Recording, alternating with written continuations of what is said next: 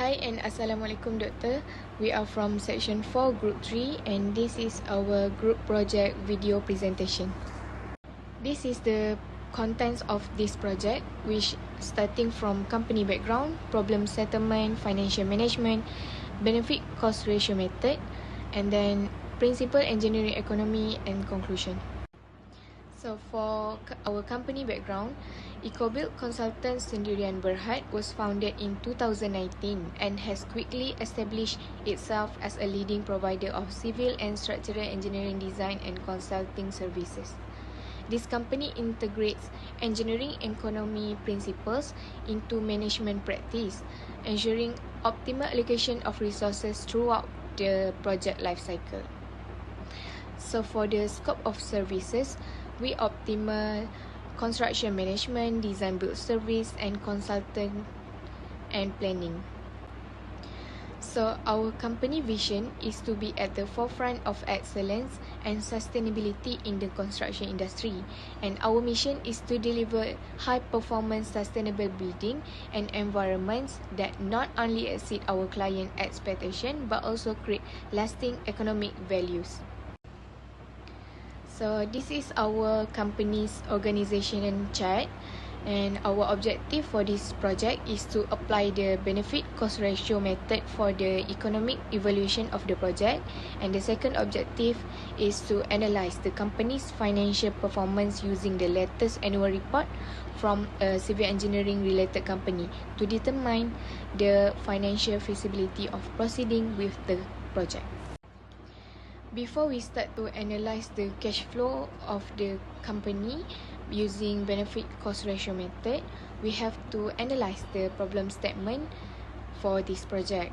So the company plans to create a sustainable urban plan in Kuala Lumpur to increase green spaces and improve the quality of urban living.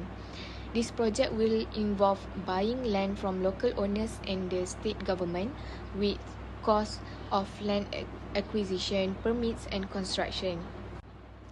The park will feature green landscaping and smart technology to promote sustainability and enhance visitor experience.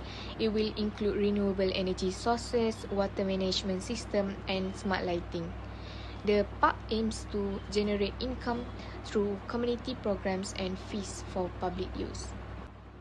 We are going to analyze two sites for this project, which is Site A and Site B.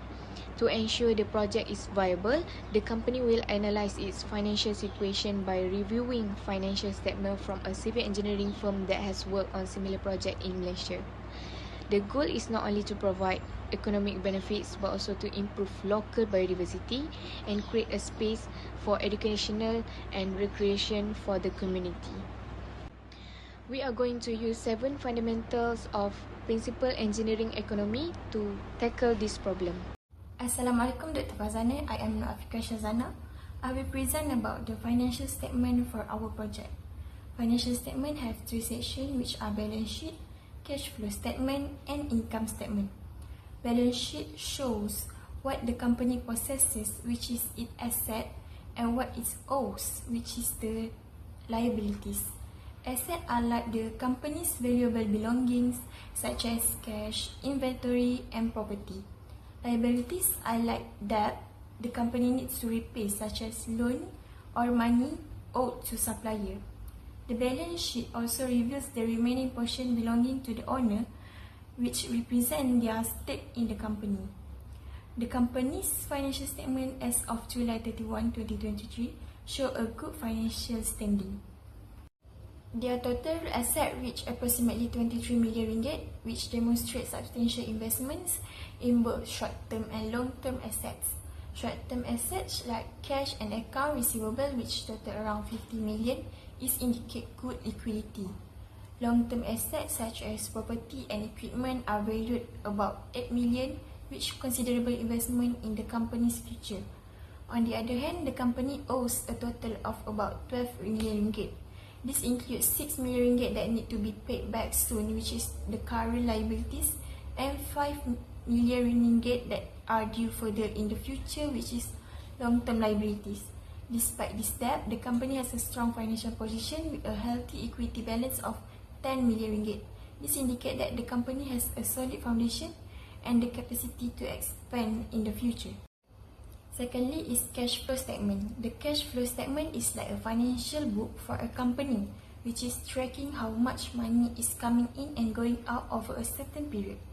It helps everyone involved, from investor to manager, to understand the flow of cash within the company.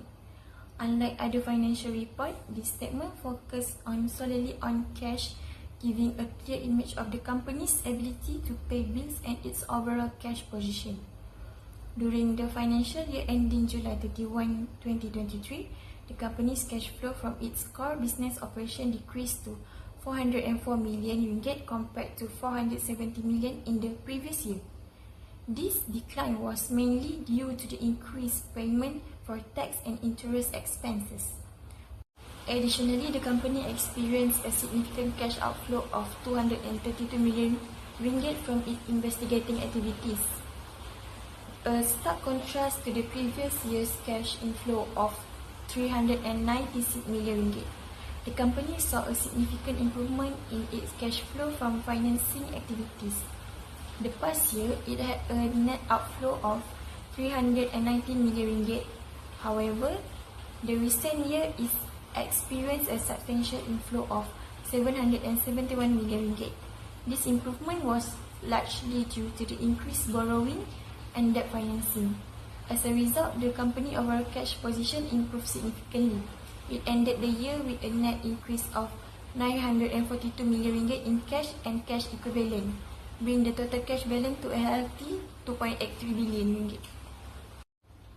The last one is income statement. Income statement, also called the profit and loss statement, which is tell the history of the company's financial performance over a certain time.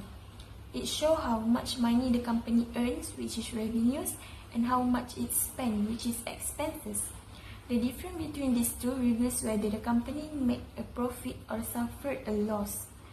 The company experienced a substantial increase in its overall profitability for the financial year on 2023.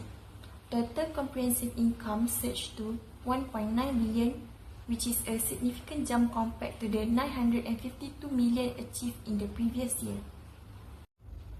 This growth was primarily driven by profits attributable to the company's owner, which reached 1.7 billion ringgit, which is a considerable increase from the 934 million recorded in the prior year.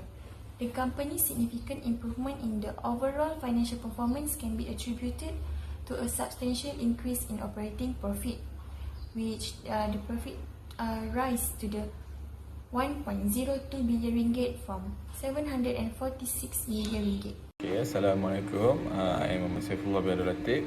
Okay, for benefit correlation method, first to evaluate the economic feasibility of project, particularly in private or public sector. It simply compare the total benefit of project. It total benefit outweigh the cost. CBR is 1.0 or greater. The project generally considered financially viable. The method had decision maker to make choice by quantify the expected result, creation and minimizing wasteful spending.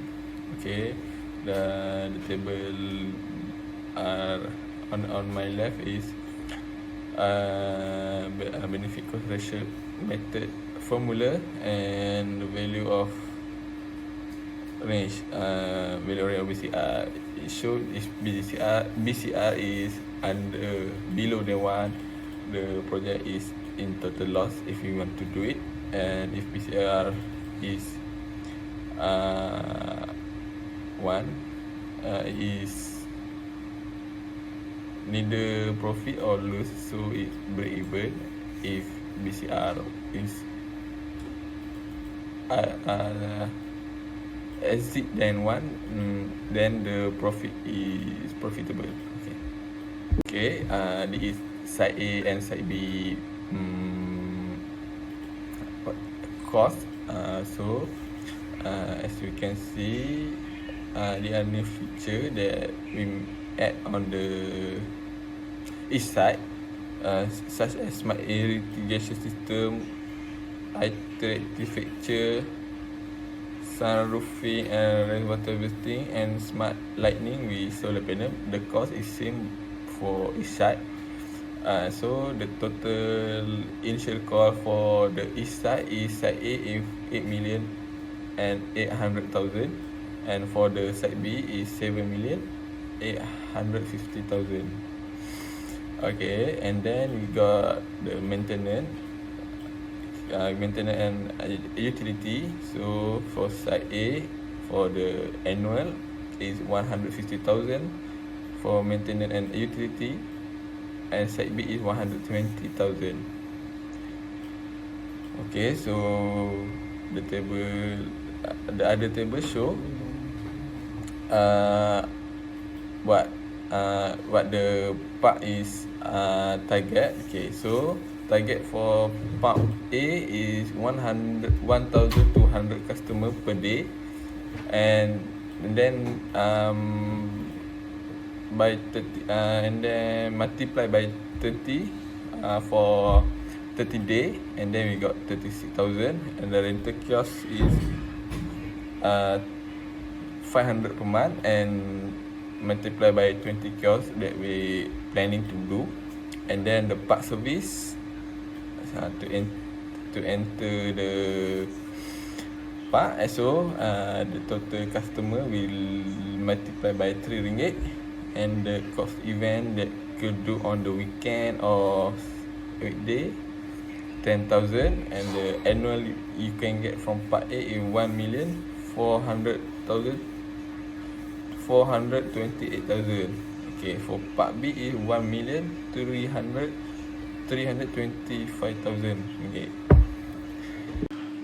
Okay, for calculation for each side. Okay, so we got our investment for the present work is 8,800,000. We got from the initial cost, and then we got O&M. So annual work is 150,000. So to get the present work, the annual work is must multiply by 6.1446. It got from the table for the study period, study period for our project. The study period is 10 years, and the MARR is 10% annually. So from the table got 6.1446. So multiplied by that, and then we got 921,690 ringgit. It's same for the benefit, 1,400,000 to 28,000, and then multiply by 1.1446, and then is value we assume 1 million, and then all of this is formula to get the benefit and modified cost ratio. Okay, for side A we got 1.01 for the conventional and for modified same, and then for side B we got 1.07 and modified 1.08. So from the summary, the conclusion that we can get from the benefit cost ratio, the side B got more economy cost effective to do it, because the benefit cost ratio is more higher. So the profitable we can get more from side B than side A. So suggestion, we will do a side B if we follow the benefit correlation method calculation. Okay, and for the cost, I think it's good because our money got as many money, so we can do the project which. Hello, my name is Nur Azizul Hakim bin Yusuf, number matrix CF220152. Now I would like to present the principle of engineering economics. First, let's take a look at the economic aspect. Both sides have their own economic benefits. The major difference between the two sides lies in their area, with the side A being larger than side B. As a result, Site A has a greater potential to attract more visitors. On the other hand, Site B has a lower cost, less risk, and also have a lower potential for growth due to the smaller size. Now, let's refer to the economic evaluation versus company performance. Both sides are considered profitable because they have a BCR value higher than 1. Site B has a higher BCR value than Site A. While Site A carries more risk, it also offers higher benefits, making it a potentially profitable investment. Based on this economic evaluation, the company must adopt a better approach regarding cash flow. The company should allocate its budget for constructing the green park according to its financial capacity. Now, let's move on to the principle of engineering economics. There are 7 principles that can be applied to determine the best alternative based on various considerations. Our main goal is to build an eco-smart urban park in Kuala Lumpur. The best solution is to select the best location for the site. The economic method to be used in the benefit cost ratio (BCR) method. It is not practical to consider only the cost. The benefit of the project also must be accounted. The BCR method is used to compare the economic viability of each site. Next, my colleagues will present how the 7 principles of engineering economics work. Fundamental principle of engineering economy is a set of guidelines that help engineers make a sound economic decision when evaluating and selecting the best solution for engineering projects. Next is to ensure that all the relevant factors are considered and that the chosen solution is both technically sound and economically viable. There are several steps in the fundamental principle of engineering economy. Firstly, we need to develop the alternative. Here we have the problems, which is the financial problems and the long-term viability. Is the alternative proposed location Site A and proposed location Site B. Second, focus on the difference, where Site A, there is a large area of development, and Site B, the smaller area of development. Third, use a consistent viewpoint, where Site A, large development area, has higher approval cost due to acquisition, redesign, and testing. The potential delays from increased regulatory scrutiny. For Site B, it is a smaller development area which have the lower approval costs with fewer expenses for redesign and testing, where faster approval process due to less complexity. Fourth, use common unit measure, where Site A, which large development area, will have the higher cost. It attracts more visitors, increasing potential benefits with more opportunities for additional stalls, and it promises a future return on investment (ROI), where Site B is a moderate development area with lower costs. It has fewer benefits and requires space optimization.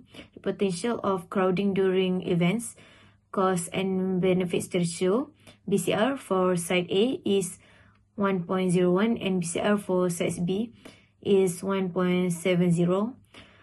Fifth is consider all relevant criteria. For Site A, the large development area has the high development cost, require more labor, has the longer construction duration due to potential issue, and higher potential benefits from more visitors. It also has the more opportunities for vendor stalls, likely to ensure future ROI BCR value, which is 1.01, lower than Site B, and more resilient to climate change and enhancing sustainability. Then Site B, we has the moderate development area with lower costs. It requires less labor and lower potential benefits in environmental, revenue, and engagement. It needs optimization in green space, but higher chance of overcrowding during the events with BCR value of 1.70. The resilience to climate change, serving as a sustainable park model with higher BCR, suggests better cost-benefits efficiency, making Site B the preferred choice based on BCR. Next, make the uncertainty explicit, where Site B has the moderate area of development advantage, which is because it has the lower development cost, making it more affordable. It requires less investment in infrastructure and maintenance. It has the higher BCR of 1.70, indicating the benefits outweigh costs. Opportunity for creative optimization of green space. It reduces the financial risk due to a lower investment. It is easier to maintain and manage. But here is the disadvantage. It has the smaller development space limits expansion and capacity. Then it's the potentially lower benefits and revenue. Higher risk of overcrowding during events, causing congestion and dissatisfaction, as the fewer opportunities for vendor stalls compared to larger sites at Sites A. Then it requires careful planning to optimize limited space and restricted future growth and development potentials. Lastly, we need to revisit our decision where Site B has the moderate area of development.